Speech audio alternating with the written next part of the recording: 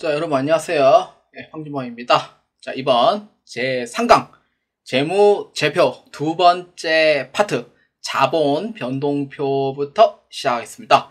자본 변동표 이후 해가지고 제3장에 있는 중소기업 특례까지 하고 이번 1편은 다 끝내도록 하겠습니다. 자, 자본 변동표부터 시작하도록 하겠습니다. 자본 변동표는요, 말 그대로 자본의 변동을 나타내는 표예요. 근데 회계는요, 말 그대로의 표현이 의외로 많기 때문에 여러분들이 생각하는 그거라면은 맞다고 보시면 돼요. 그래서 자본 변동표는 말 그대로 자본의 변동을 나타내는 표. 이렇게 보면 돼요. 일정 기간이에요. 1년 동안 이제 오르락 내리락, 오르락 내리락 하는 부분이라고 보시면 되고요. 자본 변동표는 이제 자본, 즉 순자산이죠. 에 대한 표이고, 그래서 자본의 증감을 나타내는 표로서 여기에 줄 거면 돼요. 자본금, 자본잉여금, 이익잉여금, 자본조정, 기타, 포괄, 소익, 누계액으로 구분한다.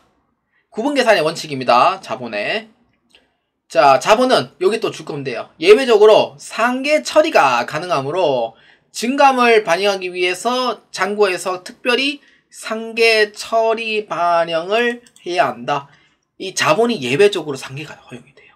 원래는 상계 금지 원칙인데 이 내용은 여러분들 꼭 알아두셔야 되는 내용입니다. 그래서 이 세 가지 내용, 그러니까 여기 동그라미 1, 여기 동그라미 2, 동그라미 3 이렇게 해서 파트별로 이렇게 해서 체크해 주셔도 괜찮아요. 그래서 자본 변동표를 보아하니 뭐 그냥 간단한 회사에서 그냥 발췌한 건데, 아니 뭐 이렇습니다. 그러니까 자본금 이렇게 RR 있고, 기타 포괄성 누계 RRR 있고, 재평가 잉여금 있네. 그 다음에 이익 잉여금 RRR 있는데 마이너스 4억 7,600이더라. 그러니까 이 회사는 그러니까 상장 기업이 아닌 거예요. 상장 기업이 아니니까 당연히 뭐 주식 발행 초과금도 없는 거고, 자본 잉여금이죠. 자본 잉여금이라는 게 없는 거고, 그리고 주식 거래를 안 하다 보니까 자본 조정도 없는 거예요. 그래서 없는 거는 발행이 안 되는 것 뿐입니다. 그래서 자본 변동표는 이 양식에 의해서 작성하는 표다라는 정도만 보아주시면 되겠습니다. 자, 6번째 주석입니다. 주석도 진짜 중요한 재무제표 중 하나죠. 주석은 재무제표에서는 숫자로만 표기되므로 부연 설명을 할 수 없다. 원칙적으로는요. 재무제표 안에서는. 그래서 이 부분에 이제 줄 거면 돼요. 특별한 내용에 대하여 저할게요. 자, 특별한 내용에 대하여 부연 설명하는 것이 주석이다. 회계에서 가장 중요한 것으로 주기가 아닌 주석이라 부르는 점을 주의해야 한다. 주석입니다. 주기 아니에요. 그러니까 주석이라 하면은 약간 이 재무제표가 이렇게 있으면은요, 가로 1, 가로 2, 가로 3 이렇게 있는 게 있어요. 이게 이제 주기라고 부르고, 주석은요, 주석 그 작성할 수 있는 칸이 따로 있어요. 그래서 이렇게 해서 이제 설명하는 게 이제 주석일 거예요.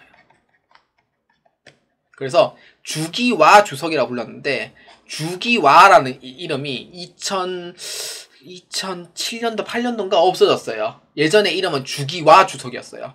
2006, 7년도까지는. 제가 2005년도에 고1이었거든요. 그때는 주기와 주석이라고 배웠는데 2008년도에 대학교 1학년 들어가니까 없어진 거예요. 그 용어가. 그러니까 그냥 주석이라고만 불러라 이런 거예요. 주기와 주석이란 얘기는 옛날 용어입니다. 그래서 이름은 지금은 주석으로만 부르고 있습니다. 그래서 주석이라고 하면 되고요. 주기라고만 하면은 또 틀려요. 그렇기 때문에 정확한 용어를 꼭 주의해 주시길 바랍니다. 그래서 이게 이제 주석에 대한 내용인데, 이것도 역시 발췌를 한 거예요, 제가. 그러니까 중요한 회계 정책, 뭐 RRR에 있다. 현금이 현금성 자산, 당사는 통화 및 타임바잉 수표 등 통화 대용 증권과 당좌예금, 보통예금 및 큰 거래 비용 없이 현금으로 전환 용이하고, 이자율 변동에 따른 가치 변동에 중요하지 않은 금융상품으로서 만기일이 3개월 이내인 것을 현금성 자산으로 분류하고 있습니다. 사실 이거는 주석으로서 작성을 하는데 다 기본적으로 작성을 하는 것 같아요. 기본적으로. 그래서 이러한 부분에 이제 자세하게 이제 설명을 하는 부분이라고 보시면 돼요. 자, 그렇기 때문에 주석은 해당하는 계정 과목으로서 주석이라는 부분의 설명을 별도로 제시하고 있다고 했었고요.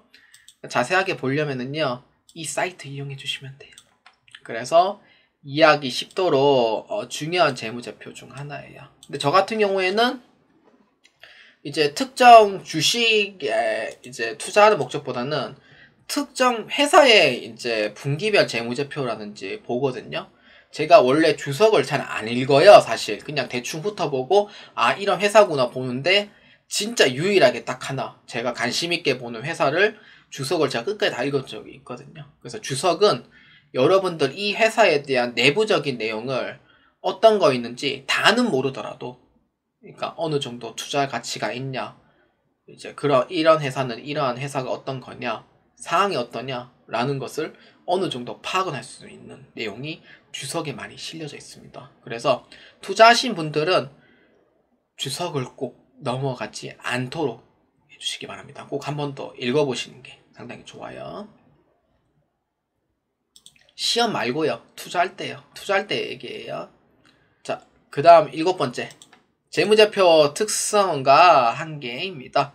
회계관리 2급에서는 이 내용 자체를 언급을 안 해요. 그렇기 때문에 회계관리 1급에서 이제 언급을 하는 부분입니다. 그래서 특성과 한계는 이 4가지의 특성과 한계를 갖고 있어요. 뭐 중요한 내용은 아닌데 여러분들이 꼭 알아야 되는 부분은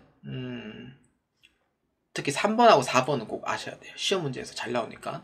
1번, 2번은 몰라야 된다 그건 아니에요. 그러니까 1번, 2번은 그러니까 읽어보면은 재무제표가 숫자로 기록을 한다는 부분은 알잖아요. 그래서 합해달이 측정된 정보 제공한다는 걸 알아요. 이해하잖아요.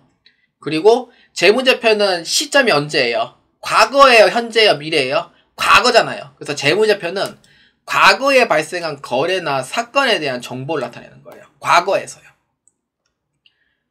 그러니까 1번하고 2번은 특성과 한계를 이제 이해하면은 재무제표 보고 아 숫자니까 오케이 이해했어.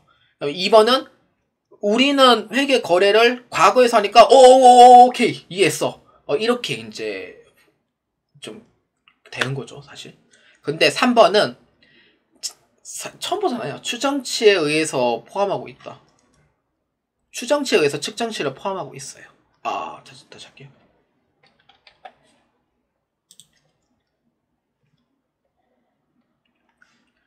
그러니까 1번하고 2번은 재무제표에서 이미 1, 2강에서 다 설명을 했죠. 그래서 안다? 같은 얘기 반복하니까 그만할게요. 3번은 측정치를 포함하고 있다? 예, 있어요. 근데 여러분들이 정사회계 1급을 이제 배우고 계정 과목에서 좀 배우고 왔다면은 어떤 계정 과목인지는 유추가 되는데 회계관리 1급을 처음 배우신 분들은 추정? 추정이란 게 있나? 라고 생각을 해요. 왜냐? 회계 쪽은 본래 진실되게 작성을 해야 되거든요. 진실이고 현실적으로 금액이 오르락 내리락 할 때 작성을 하는 것이 원칙이에요. 제가 이런 뉘앙스로 설명을 했었죠, 사실. 안 했으면 미안하고요. 근데 일부 계정 과목에서는요. 그러니까 고유 명사죠. 그러니까 이름이에요, 이름.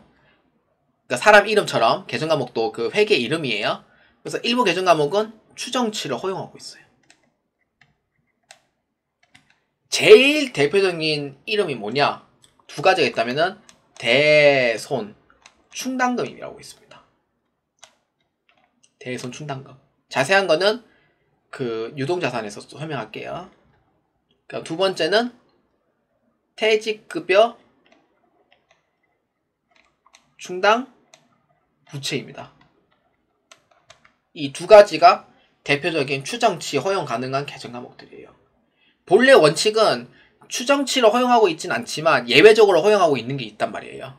그래서 이러한 부분에 추정에 의한 측정치를 포함 안 하고 있냐라고 하면은 거짓.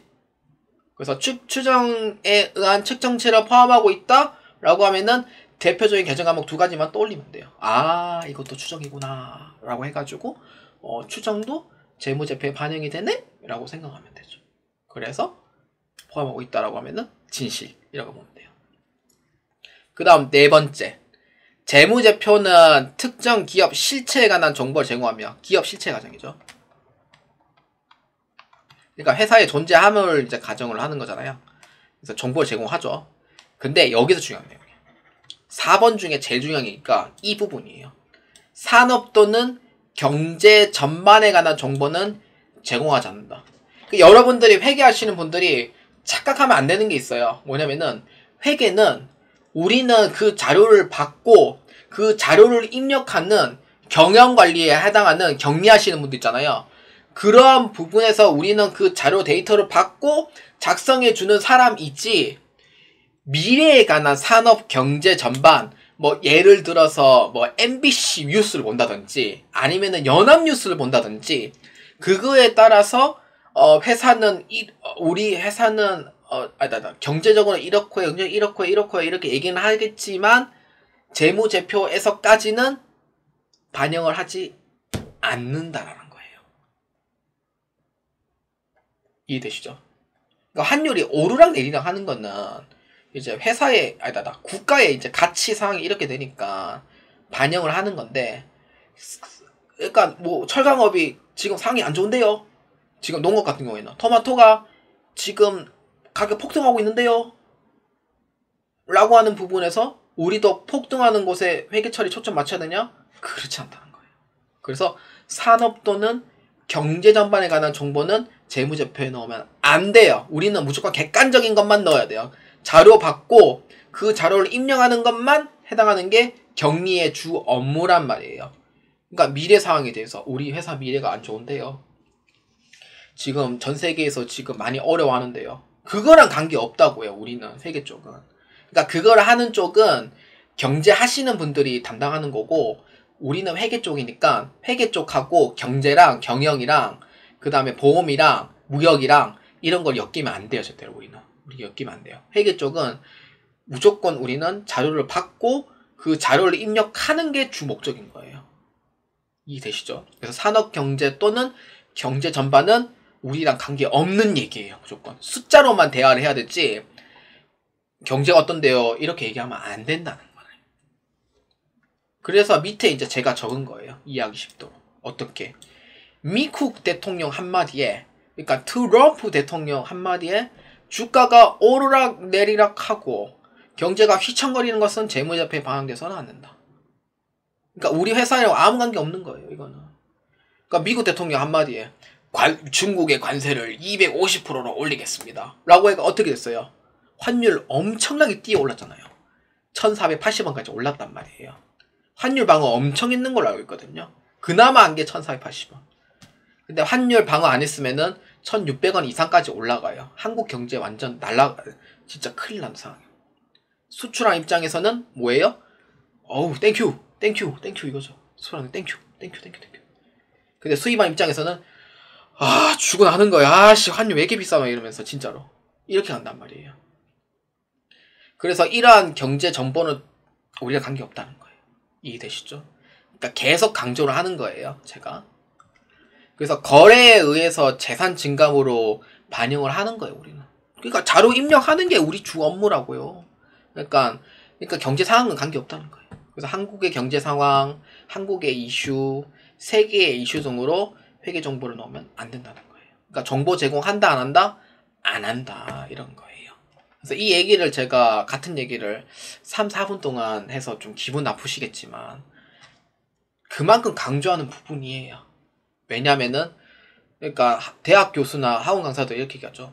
산업 경제 또는 경제 전반 정보는 제공하지 않아요. 이 한마디에 그냥 끝난단 말이에요. 근데 왜 안 하지? 이런 분들이 계세요, 진짜로. 그래서 이 설명을 하는 거예요. 같은 내용을 강조하더라도. 그리고 무료 강의잖아요. 듣기 싫으면 그냥 스킵하면 돼요. 아시겠죠? 아는 부분은 그냥 스킵하시면 되고, 그러니까 왜 이런가에 좀 궁금하면은 계속 들으시면 되고. 이해되시죠? 이렇다라고 보시면 돼요. 문제에 나옵니다. 자, 그 다음 8번째. 재무제표 기본 요소의 측정입니다. 측정! 몇 번 나왔어요. 측정. 저도 이 측정에 대해서 진짜 책을 줘도 봐야 되는 상황이 있거든요. 문제를 보면서도. 그래서 책이 없어가지고, 좀 답답했는데, 이번에 책 하나 구입하고, 좀 이제 참고해가 쓰니 좀 편합니다. 나중에 이제 기억 안 나면 이걸로 좀 보게. 그래서 측정입니다. 그래서 측정은요, 여기에 줄 거면 돼요. 재무제표 기본 요소에 대한 합해 금액을 결정하는 것. 기본 요소. 이게 바로 측정이다. 이렇게 보면 돼요. 그러니까 정의는 뭐 이런 거죠, 사실. 그래서 측정의 종류는 자산 부채와 좀 다른 그런 측정이 있습니다. 그 첫 번째, 역사적 원가, 치드 원가. 역사적 원가는요, 신뢰성과 매우 관계가 깊습니다. 그러니까 한 번 작성을 한 거는 10년이고 20년이고는 안 바꾸는 게 역사적 원가. 그러니까 역사적인 영어로 히스토리라고 부르잖아요. 히스토리 코스트라고 부르나? 하여튼 그게 역사적 원가. 그러니까 1년이 지나고 5년이 지나도 10년이 지나도 40년이 지나도 그 장부 금액은 그대로. 그러니까 평가 자체를 안 하는 거예요. 그래서 신뢰성이 어떻게 돼요? 올라가는 반면에 목적 적합성 어떻게 돼요? 떨어지는 거잖아요. 그래서 이러한 부분에 대한 게 역사적 원가다. 이렇게 보시면 됩니다. 자, 그 다음 두 번째, 공정가치. 공정가치는 약간 시가라고 생각하시면 돼요. 시가. 우리가 그 12월 31일에 평가하잖아요.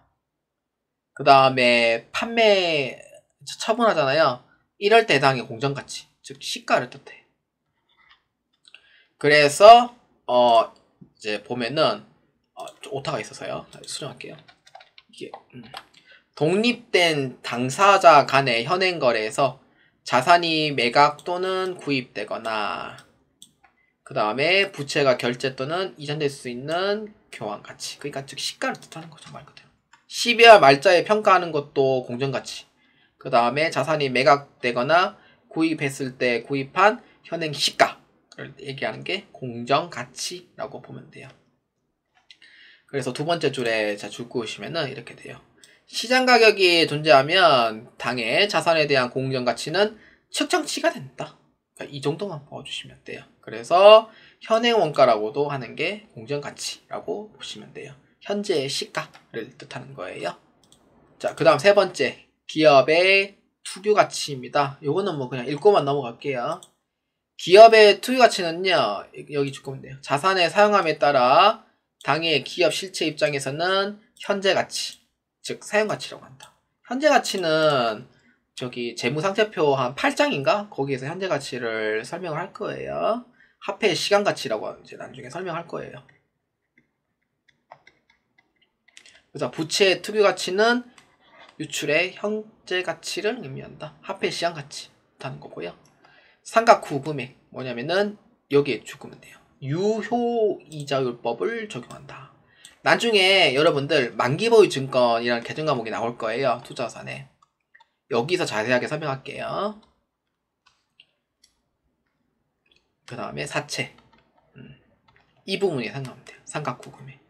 그러니까 이 3번과 4번이 연결되는 부분이거든요. 3번에 해당하는 이 현재 가치의 할인에 의해서 이제 할인에 의한 이제 그러한 유효이자율법을 적용해가 이자 수익이나 이자 비용이 나오게 돼요. 그거에 따른 빼기 액면에 해당하는 이자율만큼 빼서 나머지의 그러한 가치를 해가지고 조정을 하면은 이게 바로 삼각후 원가 이렇게 부르고 있습니다. 굳이 아실 필요는 없습니다. 왜냐? 만기보유 증권과 사채에서 자세하게 설명할 테니 여러분들 이 정도만 아시면 돼요. 이거 외우지 마세요, 절대로. 그 다음에 순실현 가능 가치. 그러니까 실현 가능한 가치. 말 그대로. 그러니까 제품이나 상품의 정상적 영업 과정에서 추정 판매 가격에서 그 따른 비용이 있어요. 그래서 비용을 차감한 금액. 순실현 가능 가치. 영어로는 NRV라고 부르는데 let real observable value라고 부르거든요. 그래서 순실현 가능 가치는 주로 이제 재고 자산에서 많이 쓰이고요. 재고 자산에 해당하는 적합법에 대해서 설명을 할 때 이 순실현 가능 가치가 언급이 될 거예요. 그래서 이거를 외우지 마세요. 절대로 외우지 마시고, 그러니까 이러한 용어가 있다라는 정도만 먼저 이해하시는 걸로 보시면 돼요. 저도 안 보면 까먹는 부분이라 책을 좀 봐야 되는 부분이 좀 많고요. 이거 외워봤자 그 다음날 되면 또 까먹습니다. 그렇기 때문에 꼭 읽어만 보시는 걸 추천드리고요. 한 회독을 몇 번 정도 좀 반복적으로 좀 하시는 거를 좀 추천드려요. 자, 1장의 이제 마지막 파트가 되겠습니다. 중간재무제표입니다. 자, 별표 중요합니다. 이 내용 1년에 8번 시험 치는데 대략 한 5, 6번 정도는 출제가 될 거예요. 자, 중간재무제표는요, 기간별 보고의 과정에 의해서 적용이 됩니다.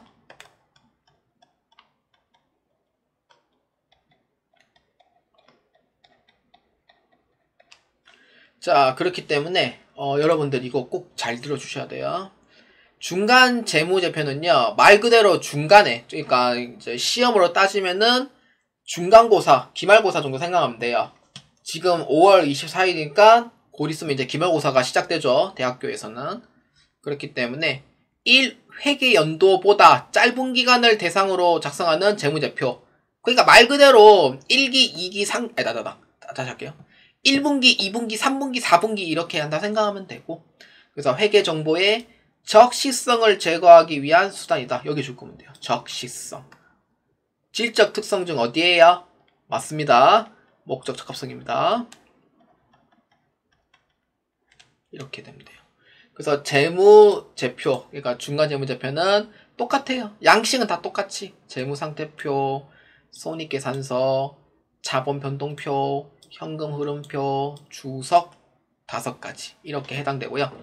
그래서 중간재무제표는 월별, 분기별, 반기별로 공시를 합니다. 어떻게? 적시성을 제거하기 위한 수단으로 보고를 한다라고 되어 있고요. 자, 그렇기 때문에 나머지 부분은 그냥 읽어보시면 되고요. 자, 읽어보면 이렇게 돼요. 재무제표는 연차 재무제표와 동일하게 사용하되 정보 이용자를 오도하지 않은 범위 내에서, 그러니까 뭐냐면은 혼란을 주지 않는 범위 내에서 계정 과목 요약 또는 일괄 표시 가능하다. 그러니까 이 뜻은 뭐냐면은 작년 재무제표 있잖아요. 그거랑 비교를 해서, 그러니까 양식은 똑같이 하되, 그러니까 좀 혼란스럽지 않게로 이제 좀 표시를 해달라라는 의미가 돼요. 뭐 프로그램이 다 해주니까 뭐 상관없는데, 그러니까 이렇게 보면 돼요. 그래서 재무상태표는요, 이걸 잘 보셔야 돼요. 재무상태표는 단기가 만약에 6월 말이면은 6월 말 현재로 보고가 돼요. 근데 정기는 작년 1년치예요. 그러니까 같은 기간에 보고를 안 해요. 재무상태표는. 잘 기억해 주셔야 돼요.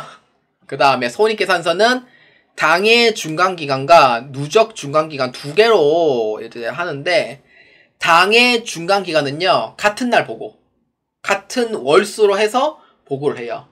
6월 말까지면은 2분기니까 2분기가 4에서 6월이니까 작년 거도 똑같이 4에서 6월 달 걸로 보고를 하는 거예요. 이게 당해 중간 기간이고, 누적 중간 기간은 1월 1일부터 6월 말까지. 그러니까 이제 정기 거도 똑같이 6월 말까지. 그래서 12월 말까지라고 하면 틀려요. 그러니까 같은 기간으로 해서 보고를 하는 거예요. 그래서 손익계산서는 당해 중간기간과 누적 중간기간 2개로 나누어져 있다라고 보시면 돼요. 그 다음에 현금흐름표는 누적기간입니다. 자금등표와 똑같이 누적기간. 그래서 반드시 전년도 거도 12월 31일까지 적용 안 하고 같은 누적기간에 대해서 중간 보고를 한다라고 보시면 돼요. 재무상태표 것만 작년까지고 나머지 거는 누적기간이 같은 기간으로 기간으로 보시면 돼요. 그래서 손익계산서 당해 중간 기간은 당해 중간 기간으로 보시면 돼요. 그래서 이 문제는 한 문제 나옵니다. 그래서 외우지 마세요. 외우지 마시고 원리와 흐름만 잘 기억하면 돼요. 이걸 뭐 외울 필요 있습니까? 사실 저도 아니었는데. 그러니까 여러분들이 그러니까 다른 강좌를 보고 제 강좌 보면은 좀 안 맞는 경우가 있어요. 사실 왜냐면은 저는 이해 중심의 회계지 외우는 중심의 회계가 아니거든요. 그래서 저랑 좀 가치가 다르신 분도 계시긴 해요. 근데 이해를 먼저 하고 그 다음에 외우시는 거를 저는 추천드리는 바예요. 자, 아까 얘기했듯이 그림 부분은 여러분들이 꼭 시간 되면은 한번 그 자세한 설명이니까 복습할 때는 좀 도움이 될 거예요. 자, 제3장 중소기업 회계 처리 특례입니다.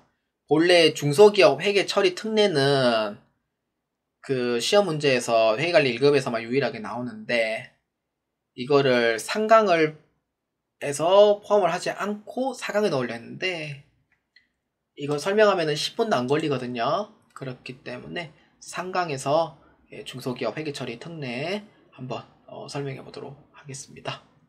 자, 중소기업 회계처리 특례는요, 우리 일반 기업회계 기준에서 좀 더 혜택을 좀 더 많이 주는 부분. 그러니까 세법에서도 중소기업이라고 하면은 혜택을 좀 더 많이 줘요. 근데 회계 쪽에서도 좀 이제 기준을 좀 완화시키고 그러한 좀 부담을 좀 줄이기 위해서 특례를 좀 해주는 게 있는데 중소기업 회계처리 특례는 어려운 게 아니고 그냥 몇 가지 종류만 알면 돼요. 그래서 한 문제 나와요. 그리고 그렇기 때문에 서로는 읽어보면은 중소기업 회계처리 특례는 기업 회계기준 제31장에 의해서 이해관계자가 적은 중소기업의 회계처리 부담 완화하기 위해서 다른 장에서 정한 인식, 측정 기준 및 공시사항과 달리 적용할 수 있도록 필요한 사항을 정하는 데 있습니다.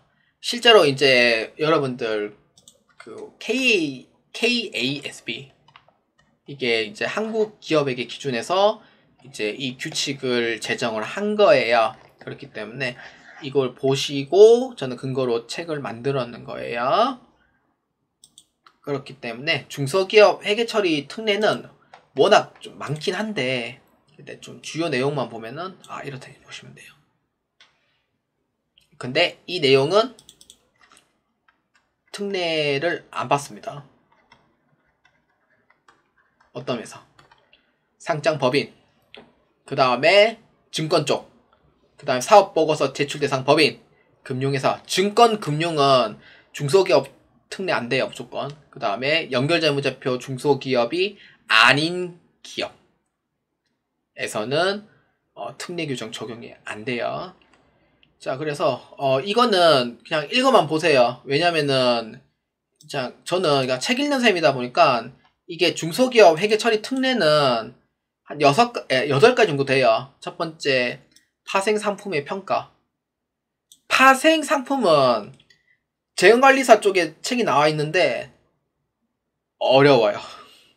그래서 파생상품에 관련된 자격증이 있을 정도로 진짜로 어려운 내용이고요. 그래서 평가를 안 한다. 이런 거. 그 다음 시장성 없는 지분 증가의 평가 안 한다. 그 다음에 오타 있는 부분 수정할게요. 그 다음에 관계기업이나 공동기업에 대한 지분법 안 한다. 그 다음 네 번째, 장기 연불 조건의 매매거래 및 장기 금전 대차거래.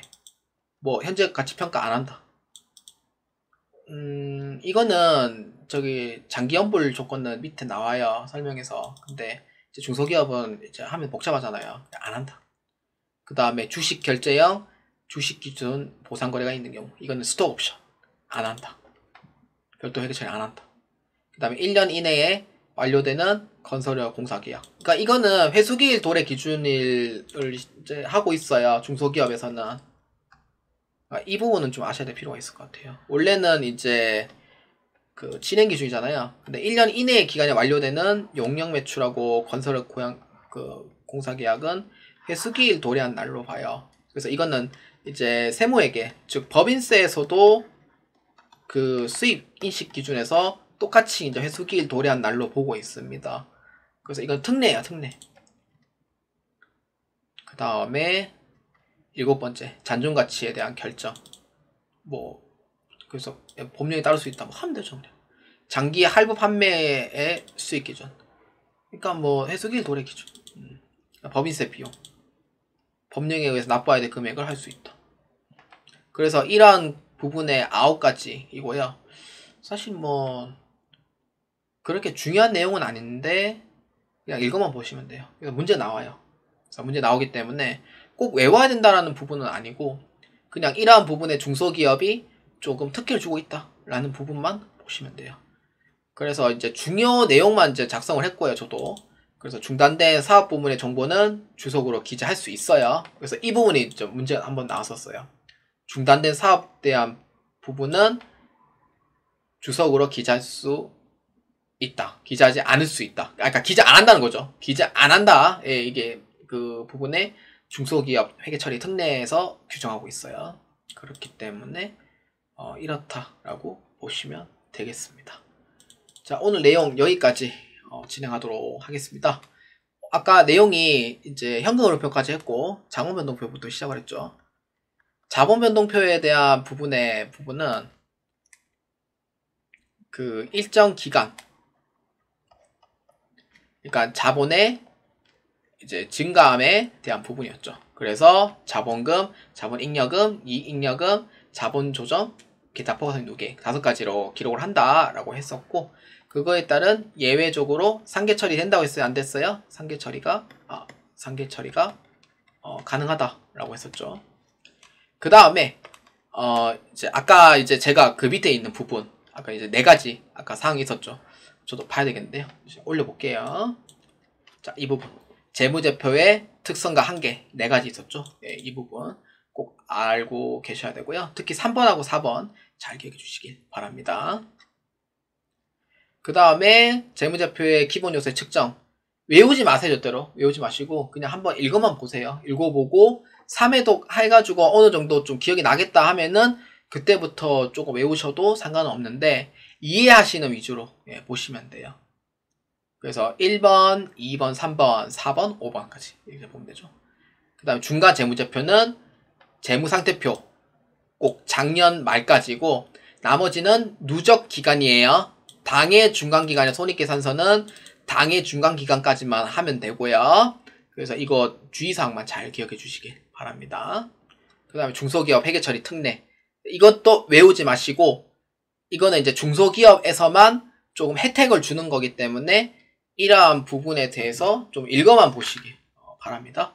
그래서 정작 중요한 부분은 이 자본변동표하고 주석에 있는 부분이 가장 중요하고요. 그 다음에 이제 회계의 그런 인식에 대한 부분 4가지 있었죠. 그 부분이 가장 중요합니다.